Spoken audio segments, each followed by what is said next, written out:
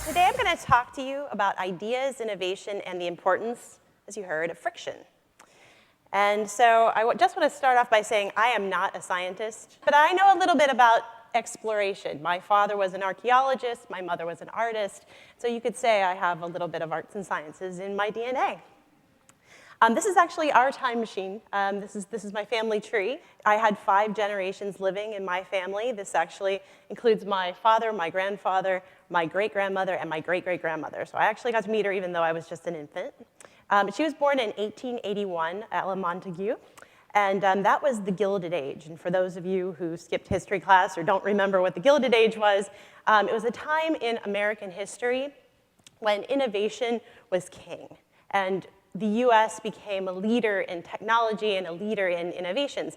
And so from 1860 to 1890, 500,000 patents were issued for new inventions. And that's actually 10 times the number issued in the previous 70 years. So within that time period, within that 30-year time period, something was happening. You can see this was the time of Edison, this was the time of Tesla, this was the time of Bell. And what was happening was there was no friction. There was opportunity, and there was no competition. And so patents were being filed, and innovations were being improved upon, and so there was this amazing time in our history where the no competition equaled monopoly. Kodak is another example of a great company that started in this era. In 1888, George Eastman invented roll film, which is the basis of the invention of motion picture film. And the Kodak moment was born. So it became kind of this amazing lexicon in our history. And actually, during most of the 20th century, Kodak was the dominant, was the king.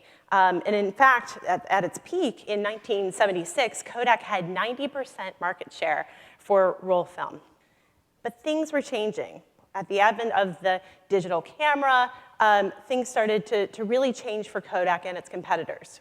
Polaroid went bankrupt in 2001. In 2007, the iPhone, much anticipated iPhone, was released. And then in 2010, Instagram launched. And Instagram is 2.5 years old and has 100 million active users. So you're looking at these companies that are very young companies evolving and really gaining rapid market share very, very quickly. And so in 2012, Kodak, who didn't evolve, filed for bankruptcy. And according to Apple, their latest campaign is every day more photos are taken with the iPhone than any other camera. So suddenly everyone has the tools to be Annie Leibovitz. But even Annie Leibovitz can't make a living as a photographer. So what is the future of photography? What is the future of the industry? Well, Polaroid was purchased, and so it has a new investor group that's interested in building up their business, evolving their business. In 2011, they signed Lady Gaga as the face and the creative director of their brand. In 2012, very quietly, Kodak started selling off its patents. They raised about $500 million, so it's very interesting to see what they'll do. And also, Polaroid is starting to evolve into retail stores and growing their business on mobile. But I ask you, what if Kodak had just purchased Instagram? Giant company, startup company. It would have changed the trajectory of their brand. And so this is what brings us to Frictionology, because it's all about the intersections of understanding where there are opportunities, understanding how to pivot, understanding how to leverage entertainment to be relevant. And so I start this with MTV. And MTV changed my life. In 1981, Video Killed the Radio Star was a hit on MTV. And MTV was really important because when it initially launched, it was out to target baby boomers. And what they ended up reaching were teens who were buying music, and they invented something that hadn't really happened before, which was the music artist. It wasn't just about buying a record and buying a song, it was about buying the artist. So that was very important. And again, I bring these things up because this was in my lifetime. So it's very interesting to see within my young lifetime that these things have evolved very, very quickly. Tech. My first computer was a TRS-80. It was a Radio Shack computer. It was awesome. And it really did become this fascination. Immediately, I wanted to know what else could it do. And so, we're now in a generation, the new generation of kids coming up, the millennials, are really, beyond that inquisitive and wondering what else does it do. So, we've evolved. Time magazine in 2006 said, you are the person of the year. There are new rules, and so the new rules of engagement are really about making things accessible, being open source, being dynamic, being scalable, being inviting, and especially being free. We don't want to pay for things. We want things that are easy, that are accessible, and that really don't cost us anything. So let's talk about the role of friction. So, life on Earth has existed for 3.5 billion years. Now, 85% of that was at the microbial level, but one might say that we were evolving even then. But technology growth has doubled every 200 years since 1400. And that's very important. That idea of that short period of time and innovations in technology growing and growing and growing, rapidly increasing, is very interesting. And that's because of friction. Now, when there's an opportunity, someone comes up with an idea. We need this. And they create a need state. When there's a need state, they create a monopoly because they own the idea. But once somebody sees the idea, doesn't like the friction because they have to pay for it, they have to subscribe to it, they have to give something up to get it, they create something better. That causes competition. And competition is great because then there's abundance and everybody's out there and there's lots of opportunities, there's lots of choice. But then consumers need to cut through the choice. I don't know about you, but there are so many apps out there and so many different options as it relates to channels on television and everything else. I don't know where to look. I need curation. And so good friction is the idea of curating what's out there and cutting through to the things that matter. And what ends up happening is the good friction weeds out the noise, and a leader rises to the top until that leader has a monopoly, and then the process starts again. So this idea about friction is something that's very cyclical. Friction right now is advertising, so we're being pulled and pushed in all different directions from advertisers. Bandwidth, there's only so much amount of information that we can actually store, which brings me to memory. Shipping is friction, money is friction, time is friction. But friction is where the money is. So whenever we're talking about friction, it's all about where are we going to be able to make money. And one area where there's good friction, and we want friction, is security. We want privacy. When we're in a digital age, when things are moving so fast, it's important that we're keeping ahead of things. And so friction in the realm of security is very, very important. It's also important in protection.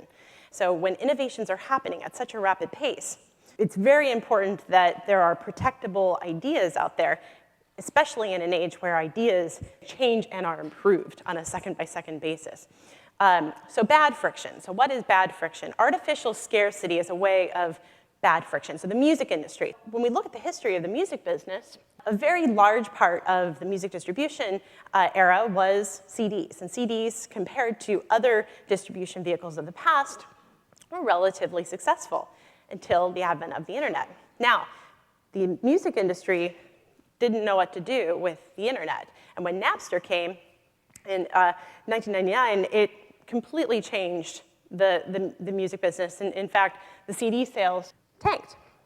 So, competition equals abundance. So now we have all of these different competitive sources for finding information. So we need curation.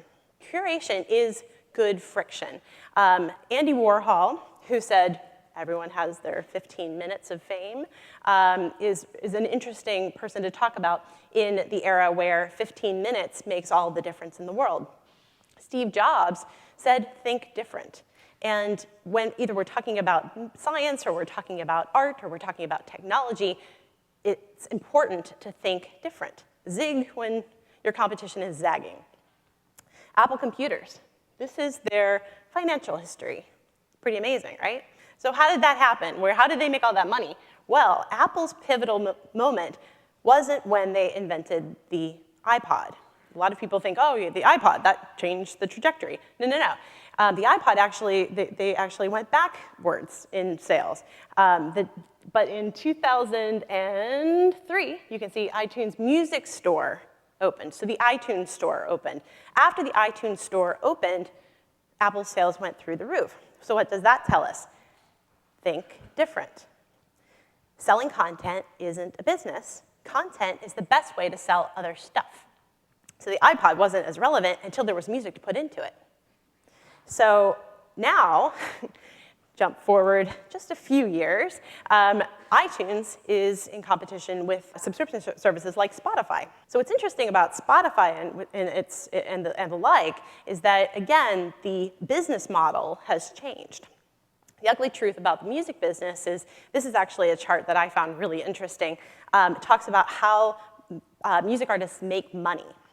So the top there, that self-pressed CD, they would need to sell 143 of those CDs to make US minimum wage of $1,160. So that's how many plays they would need to stream on Rhapsody, 102,655. And on Spotify, they would need 241,677 plays.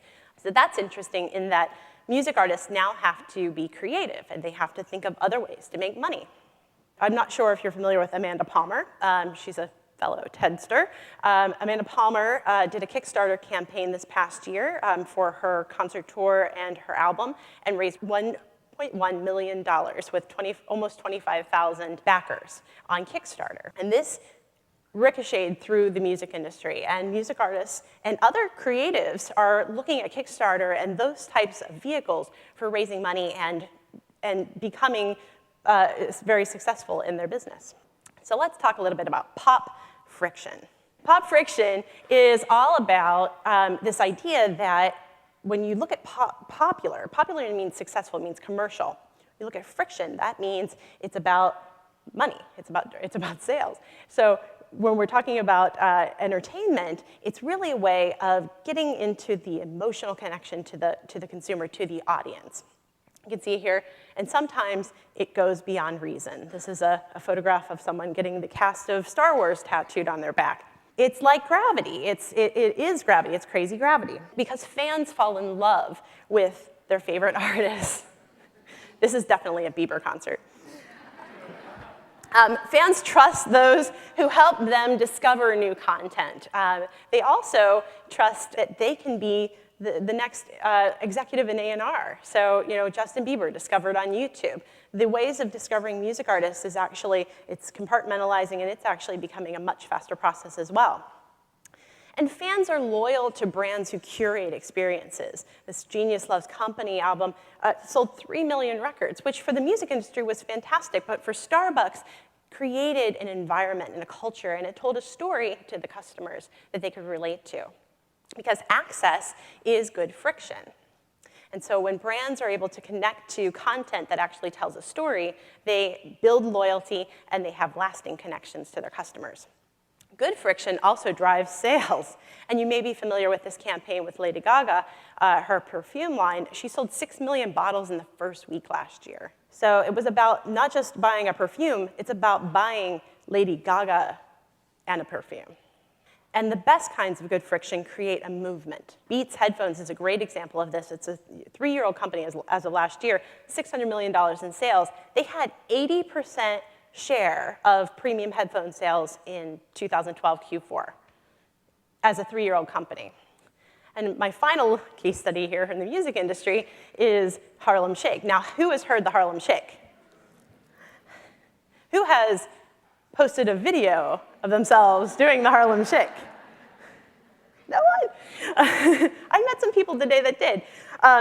It's an amazing phenomenon. The Harlem Shake came out of nowhere on YouTube and immediately created a viral sensation where people weren't just listening to Bauer's Harlem Shake, they were actually getting their friends together, producing their own version of the video and uploading that as well. And the music industry and the Nielsen and other publications had to take notice. So Billboard, it debuted at #1 on Billboard's Hot 100. And it's the first song of all time to debut from an artist that we hadn't heard of the week before. So again, friction is where the money is. And chaos is good. So whenever we change things, whenever we go against the grain, whenever we create friction, and wherever we find opportunity, it's great. It causes change in society, it causes change in industry, just like in the Gilded Age. And it's very important then that there is appropriate friction, because where there's competition, there's opportunity. Where there's competition, there's creativity. No friction can be a problem, because we don't want to be floating blobs staring at screens. We want to be engaged, and we want to be a part of this. And so my inspiration and something that really appeals to me is that I can come up with the next big idea. I can be the next Mark Zuckerberg. You can be the next Mark Zuckerberg. Michael Eisner, while he was at Disney, created this idea that it's important to create conflict internally so that you can have appropriate friction, so that you can encourage change, you can encourage innovation. We're in an idea society, and the most important thing to do where we have ideas everywhere is challenge them, shake them up, change them, come up with new ways to make them work. And speaking of making them work, we say DIY is a major trend. It's actually MIY, make it yourself. We're in a creative culture right now where just because we have the tools to do things, we can actually change the way that businesses operate. You look at things like 3D printers, they're selling them at Staples now.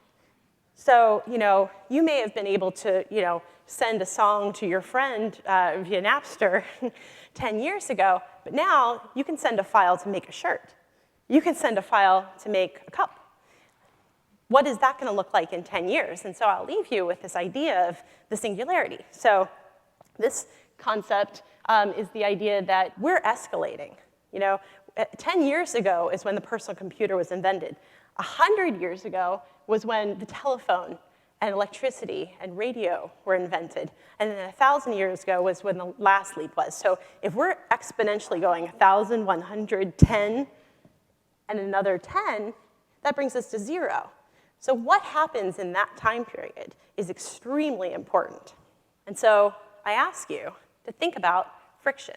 Think about how we can use opportunities to challenge monopolies, to challenge ideas, to innovate and improve so that we are able to figure out time. And I will end on time. I'm a little bit over. But what I'll tell you is that we're in a very good time in the world, and I hope that all of you will take from this, learn from this, and be inspired by it. Thank you very much.